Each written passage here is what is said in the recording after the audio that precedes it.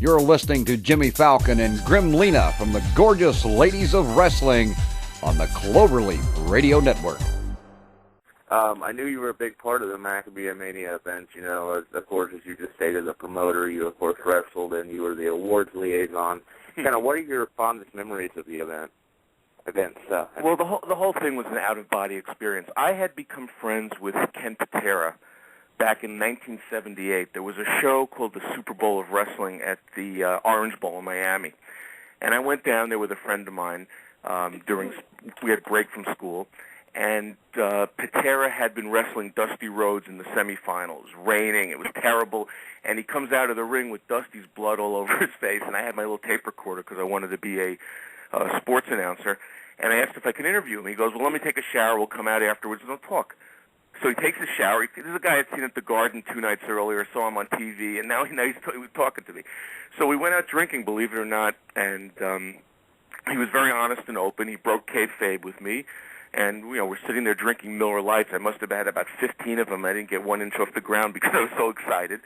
And I remember it was a very funny incident. We're sitting there at the bar. This was Ken Patera, who's, for those of you who don't remember, was one of the greatest heels for about 10, 12 years. I mean, he wrestled, you know, he sold out arenas everywhere against Bruno and Backlund and Morales and all around the country. He's a big star. And all of a sudden, Harley Race, who was in the main event against Superstar Graham, comes over to the table to say hello to Patera. So he sits down at the table. I said, now it's getting crazy. Harley Race is sitting down with me at the table. He sits down. So I just said, nice show tonight, Harley, as if to say, I appreciate your performance. And he goes, yeah, if I had only had another couple of seconds, I would have beaten them. So I looked at Patera and sort of like smiled, and Patera goes, professional courtesy, Jeff. You don't exactly know him yet. So that was pretty much that. So when we got the show going, I said, okay, what's going to be my character? I said, I guess it's the Maccabiah Games, so I'll have to be the Mighty Maccabee. And that was pretty easy, and I got a mask and an outfit from a place in Ohio called Carl and Hildegard. I'm not even sure if they're still in business, but a lot of people used to get their gear from them. And then we had to put the card together. Now, Patera, of course, was going to be involved with me, and I figured that I was going to have to learn to get in the ring. I'd never done it. And Iron Mike Sharp had a school in Brick Township, about an hour south of me at the Jersey Shore. So I would practice there. And then I said, the perfect guy to go against the Jewish Mighty Maccabee would be the Iron Sheik. You know, he's the ultimate cartoon character. It's perfect. And, you know, he was still pretty mobile at that time. So we got the thing booked. I wanted to have some old-timers there as well.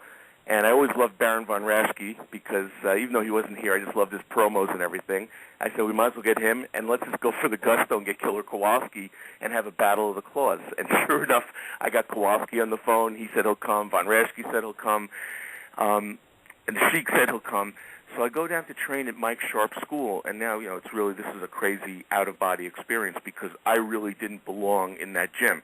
I wasn't as big as those guys. I wasn't as tough as those guys. I was older than those guys. And the whole night, I was really worried that when we were in the ring that, you know, one of them was going to potato me and just take a shot at me. I'm sure Sharp gave them the word. And at the end of the night, they had a battle royal with all of Mike Sharp's students and everything. And, like, he throws me in the ring with the mask and everything. And I thought for sure someone's going to really clobber me.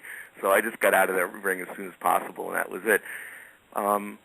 They tried to teach me how to fall.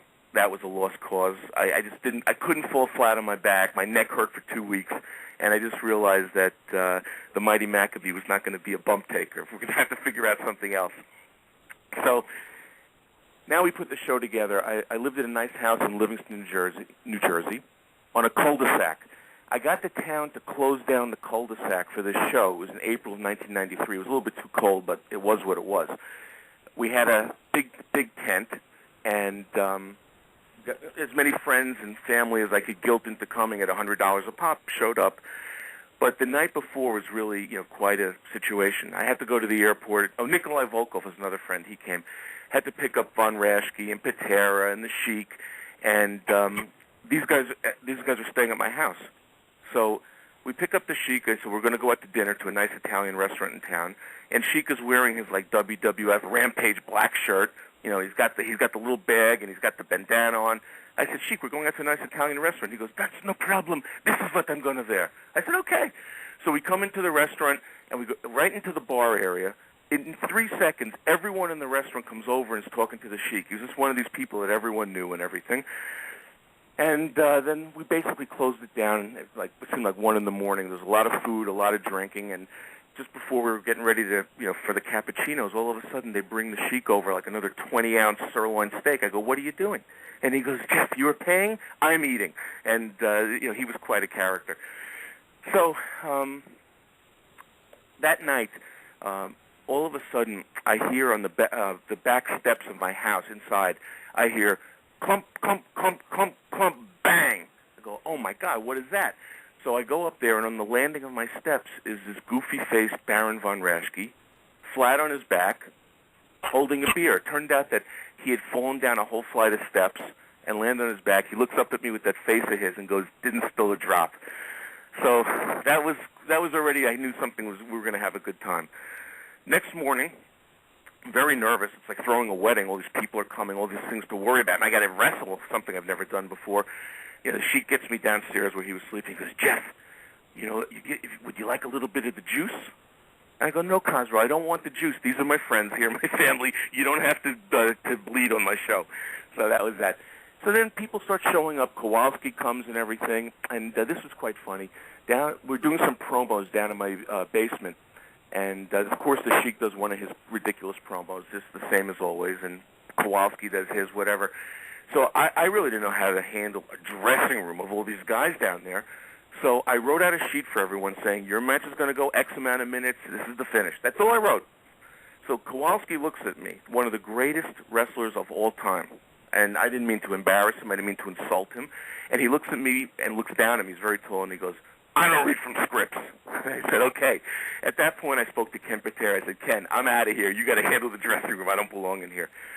So we pretty much, I think, I listened to your Mike Omansky show. Mike Omansky is my cousin. We're obviously also good friends. We've been into wrestling since the 60s. And he was terrific on the mic and everything and helping run things outside. So we did the match, and I did the best I could. It was very tired. When you hear about wrestlers getting blown up, now I know about getting blown up because I was just so out of breath and everything. And I finally made the quote-unquote hot tag to Patera, and I was just barely able to crawl out of the ropes to get my breath back. Patera does his hot tag for literally 30 seconds and then tags me back in. I couldn't move.